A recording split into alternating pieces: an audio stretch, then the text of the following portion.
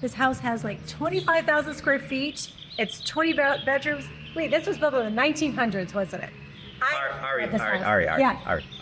House is 17,800, just a little bit over square feet, and it's 9 bedrooms and 9 full baths, Oh. 4 partial baths.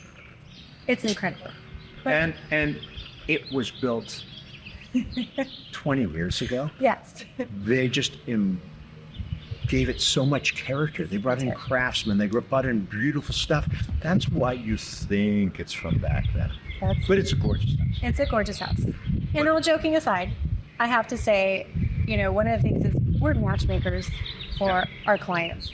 And it's really like coming in and finding them the house that they're going to love and enjoy with their family. Yeah, I think that's why we spend so much time up front trying to talk to them and understanding their lifestyle and what's important to them. Yes. Because we really are consulting on that. We know the market, we know the houses that are out there, but we don't want to waste their time. We want to find something that's going to work for them. And they may not even understand what communities in the valley fit their desires. So that's what we're trying to look at.